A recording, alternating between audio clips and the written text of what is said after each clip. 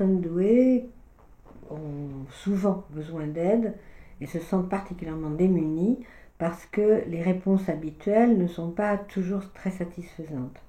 Et les conseils qu'on donne, c'est vraiment de s'adresser aux associations qui, ou surtout, enfin déjà, qui donnent des conseils, qui connaissent, mais surtout où ils peuvent rencontrer d'autres parents. Toutes les associations organisent des, des rencontres, des réunions. Quand ce sont des associations de parents dans des écoles, ils invitent des psychologues à parler, à faire une conférence à propos des enfants doués. Et déjà, ils sensibilisent l'école, parce que c'est une association, ils peuvent sensibiliser l'école, ils organisent des conférences. Et là, vraiment, seuls, on n'a pas beaucoup de recours. Les gens seuls n'ont pas beaucoup de recours. Parce que déjà, il faut affronter l'école, qui est un monument à affronter.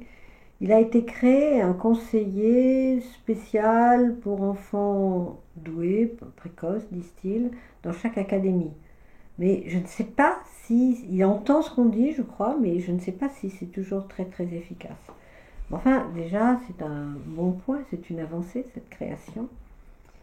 Et les associations aussi permettent aux enfants de se rencontrer. Je parle surtout des gens de province, hein, parce que c'est plus difficile pour eux.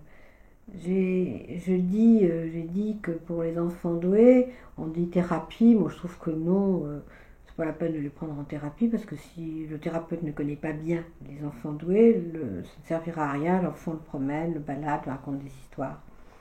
Et, mais en revanche, la fréquentation d'autres enfants comme lui, ça c'est ce qu'il y a de mieux pour un enfant doué. C'est vraiment, je dis, c'est la meilleure des thérapies. Donc, avec des associations de parents ou des associations de façon générale. Enfin, il y en a certaines, il y en a deux en France qui ont des représentants dans chaque région. Et bien avec ces associations-là, les enfants peuvent se rencontrer, les parents peuvent se rencontrer. Il y a Mensa aussi qui...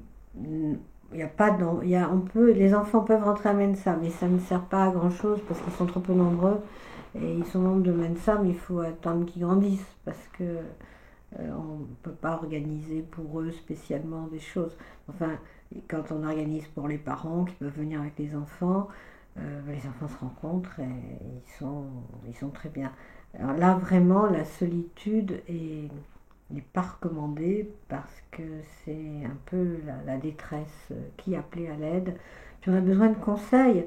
Les gens me disent, j'ai des réponses, des gens qui me remercient parce que je les ai aiguillés par téléphone, je leur ai conseillé de lire certains livres, de regarder des vidéos, enfin je leur ai juste de s'instruire, de se former et à partir de là ils comprennent mieux leur enfant et déjà ça va mieux.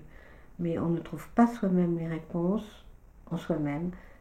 Les parents ont leurs propres souvenirs qui brouillent un petit peu leur perception des enfants. Ils se projettent, ils ne veulent pas se projeter, ils se gardent de se projeter, dans un sens ou dans l'autre, soit qu'ils se projettent trop, ça ne va pas, soit qu'ils se défendent de se projeter, ça ne va pas non plus, parce que du coup, ils ne le comprennent plus.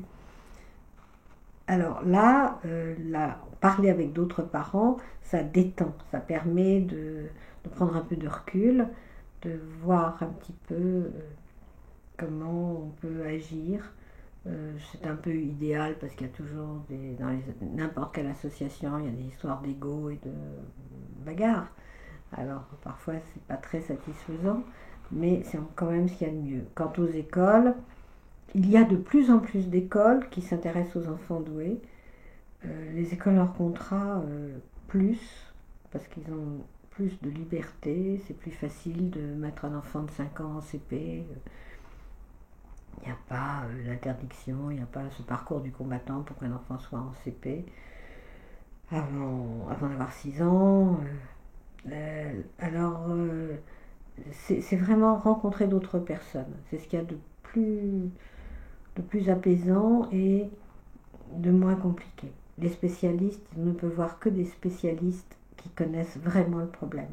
Mais aller voir un psychologue ou un médecin, c'est parfois pour s'entendre dire les enfants doués ça n'existe pas, ou les personnes douées ça n'existe pas, ou bien pour s'entendre, si on est un adulte, de voir tout ce dont on se plaint être aussitôt catalogué comme une maladie mentale et être parti pour une thérapie interminable ou des médicaments aussi à vie.